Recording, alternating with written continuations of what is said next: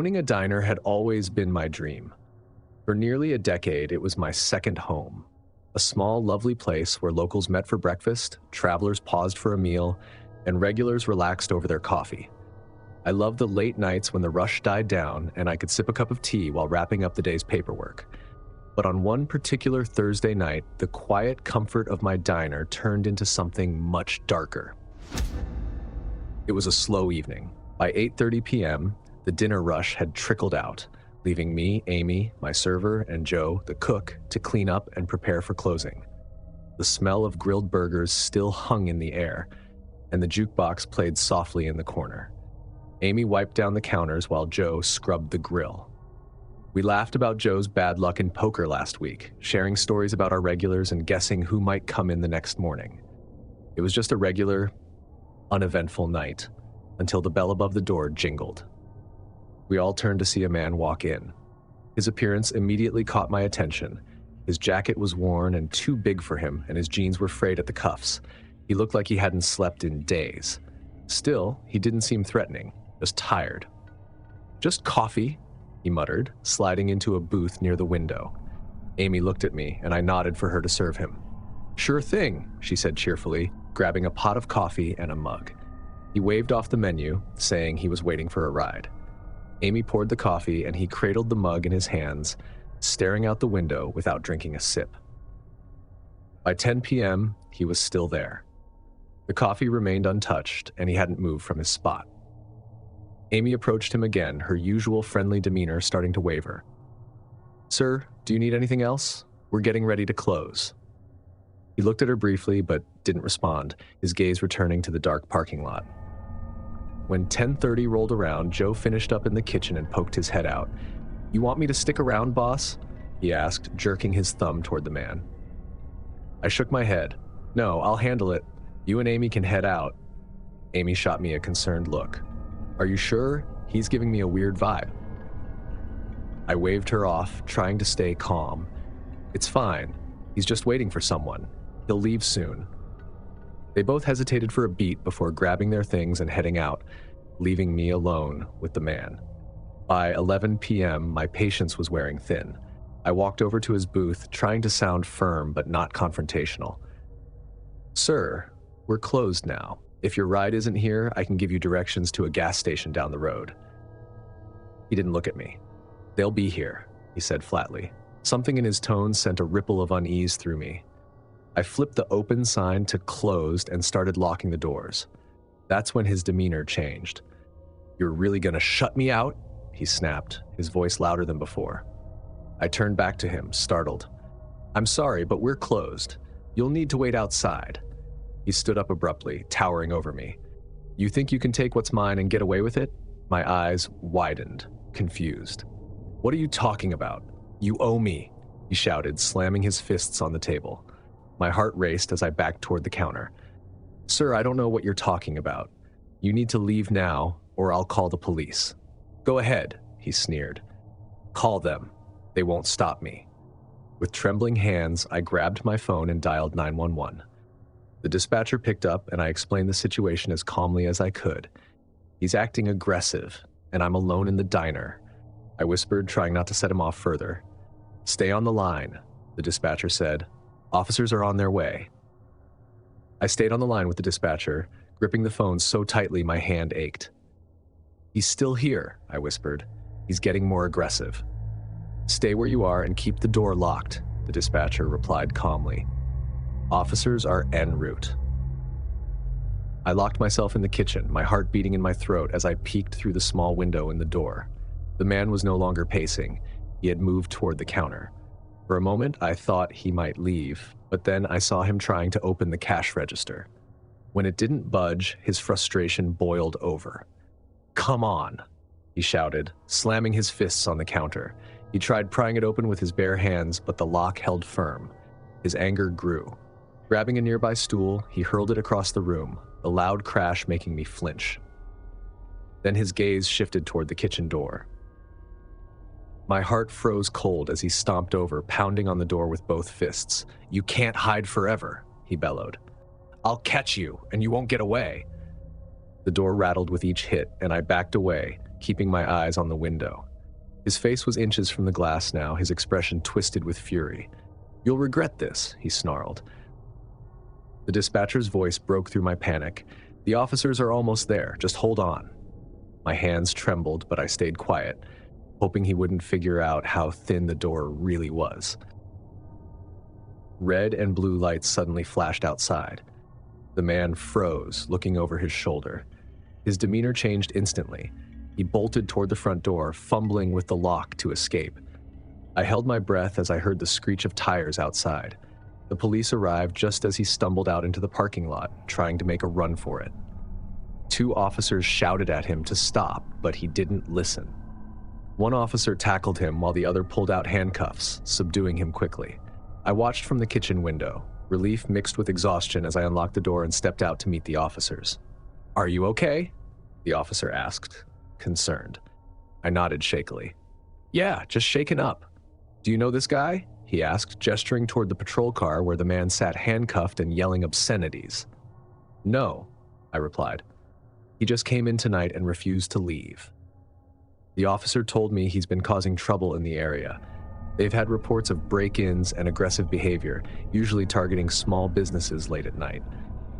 "You're lucky this ended without anyone getting hurt," he said. Lucky. That word stuck with me as I looked around the diner, now eerily quiet except for the distant chatter of the officers outside. The warm, familiar space I'd poured so much love into felt different now. Darker. Tainted. The next day, I implemented a strict, no lingering policy near closing time. And now the 3 of us always go out together. No one is alone at night anymore. I'm not going to let something like this happen again. I'm grateful I didn't get hurt, but what happened left a scar. I used to think of late-night diners as places of comfort and safety, little bubbles of light in the darkness. Now I know better, and I'll never let my guard down again.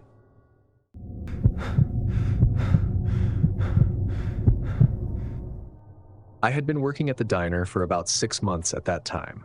I kind of like it, and it's flexible enough to fit around my college classes and pays well enough to keep my old Honda running. But on this particular night, a shift that started like any other turned into one of the scariest nights of my life. The evening rush had died down, and I was settling into the rhythm of the night shift. I was running between tables, refilling coffee mugs and balancing trays of burgers and fries. That's when I noticed him. He was sitting alone in a corner booth, his hands wrapped around a cup of coffee. At first, he seemed like any other late-night customer. Mid-40s, unremarkable, with a baseball cap. But as the night went on, I started to feel his eyes on me. Every time I looked his way, he was staring. At first, I brushed it off. People stare sometimes, it's part of the job. But it wasn't the usual kind of stare. It wasn't the "I need a refill" stare or even the "I'm bored and zoning out" stare. It was intense, like he was studying me. When I went to check on him, he smiled, a thin, almost unnatural smile, and started asking questions. "You're a busy guy, huh?" he said. "Yeah, Fridays can get hectic," I replied, trying to sound polite but not overly friendly. "You in school?" he asked, his tone casual but his eyes sharp. "Yeah, I'm a student at the university," I said, immediately regretting the words. I didn't like how personal the conversation was getting. His gaze never left my face. Must be tough juggling work and school. "Yeah, it keeps me busy," I said, stepping back. "Can I get you anything else?" "No, I'm good," he said, his smile widening, "just enjoying the view." His words and the way he spoke left me feeling off balance, but I pushed it aside. I had other tables to attend to, and lingering too long felt wrong. By midnight, the diner was nearly empty, and my shift was winding down. The man had left about an hour earlier, and I felt a small sense of relief when I saw his booth empty. I wiped down the tables, cashed out my tips, and clocked out. The parking lot was quiet. I climbed into my Honda, started the engine, and headed home, looking forward to crashing on my couch with a bowl of cereal and some late-night TV. About 10 minutes into the drive, I noticed headlights in my rearview mirror. At first, I didn't think much of it. It's a small town, and it's not unusual for someone to take the same route home. But as I turned onto a quieter road, the car stayed behind me. I turned again, this time onto a side street I don't usually take. The headlights followed. A knot of anxiety began to form in my stomach. I told myself I was imagining things. Maybe they were just heading the same way. But when I made another turn, one that looped back toward the main road, the car followed again. I took a deep breath and made a series of random turns, weaving through the sleepy neighborhood streets. The car stayed with me at every turn, maintaining a steady distance. By now, my pulse was racing. Whoever was driving that car wasn't just heading in the same direction. They were following me. I grabbed my phone and dialed 911, keeping one hand on the wheel. 911, what's your emergency? I think someone's following me, I said. I just left work, and this car has been behind me for the last 15 minutes. They're following every turn I make. Where are you now? The dispatcher asked. I gave her my location, looking nervously at the car in the rearview mirror. Keep driving, she said. Head to the police station. Officers will meet you there. I hit the gas, fear driving me faster as I sped toward the police station. The car behind me didn't back off. In fact, they seemed to close the distance, their headlights glaring in my mirrors. I took another sharp turn, my tires screeching against the asphalt. The car followed, its presence pressing heavily on my nerves. The dispatcher stayed on the line. You're doing great, she said. Just a few more blocks. Finally, I saw the familiar brick building with its bright floodlights and marked patrol cars out front. I felt the weight lift off my shoulders as I pulled into the parking lot. The car behind me slowed as I neared the station, and then, just as I pulled into a parking space, it turned sharply and sped off into the night. I jumped out of my car, my legs shaking as I walked toward the station's entrance. A pair of officers met me at the door. Are you okay? One of them asked. My hands were trembling. Yeah, but they're gone now. They turned off as soon as I got here. The officers took my statement and assured me they'd keep an eye out for the vehicle. They asked for a description, but all I could give them was a vague account of the car. Dark-colored, maybe a sedan. Driving home that night was one of the hardest things I've ever done. Every set of headlights behind me felt like a threat, every turn a potential trap. I parked in my driveway, bolted inside, and double-checked every lock on my doors and windows. For weeks after that, the unsettling sensation of being observed clung to me. I started parking closer to the diner entrance, checking my mirrors obsessively on the drive home, and avoiding late shifts whenever I could. Whoever that man was, whatever his intentions, he hadn't just followed me home, he'd shaken my sense of safety to its core.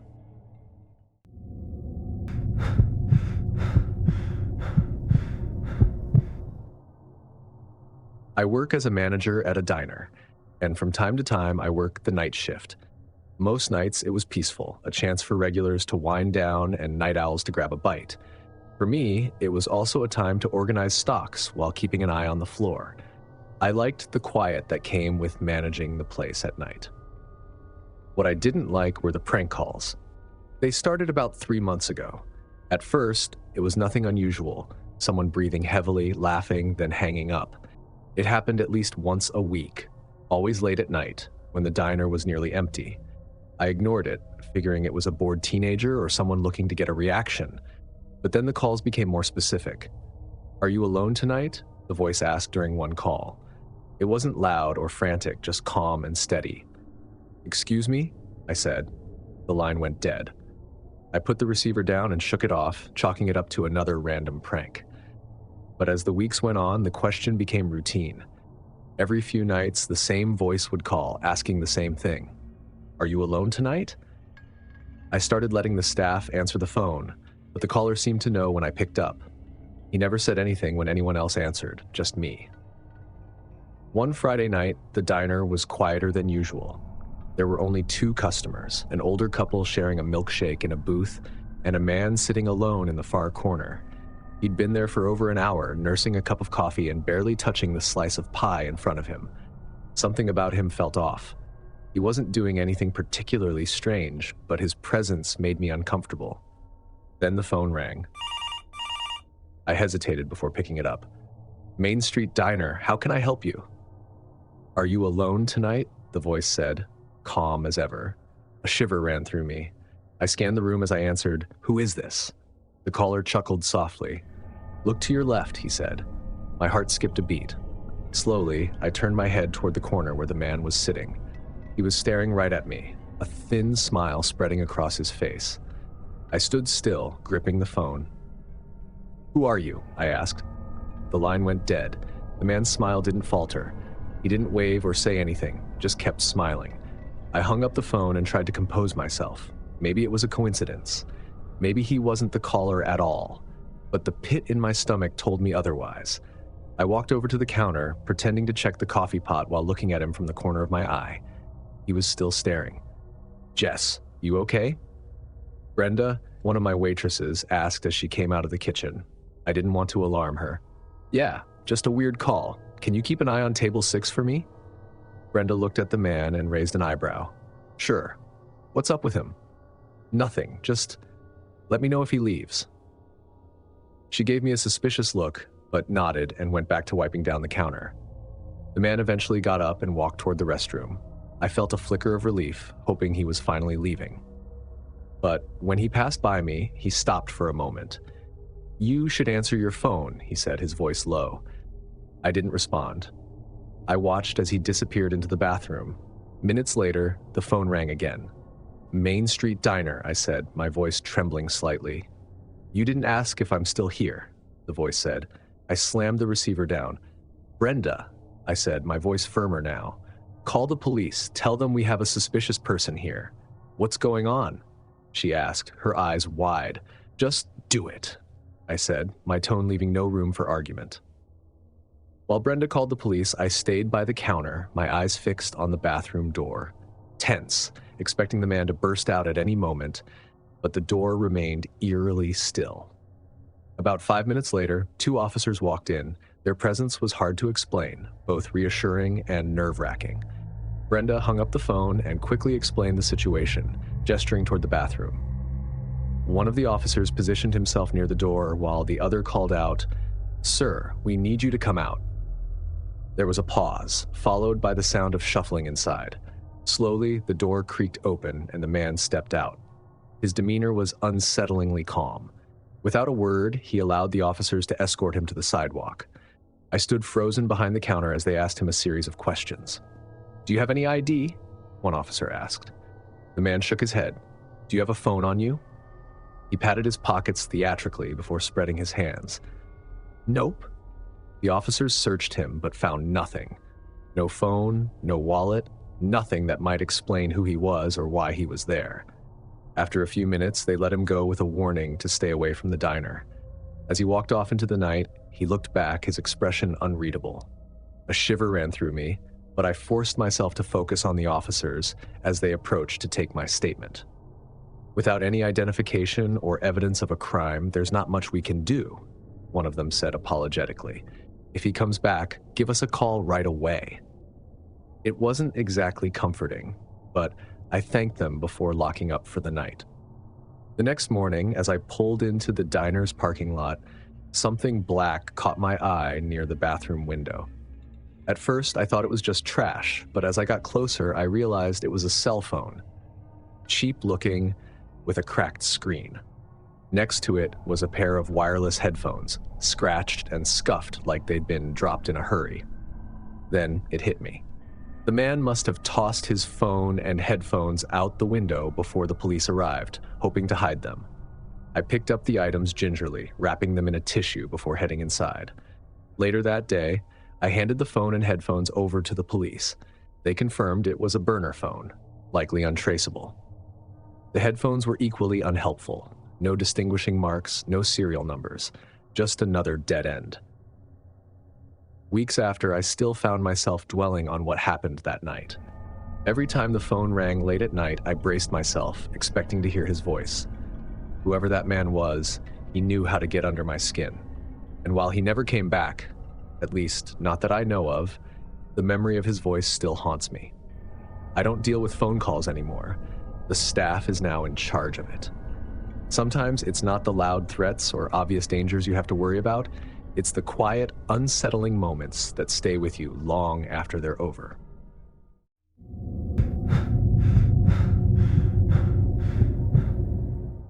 It was just another late-night shift at Lou's Diner, the kind I'd worked countless times before.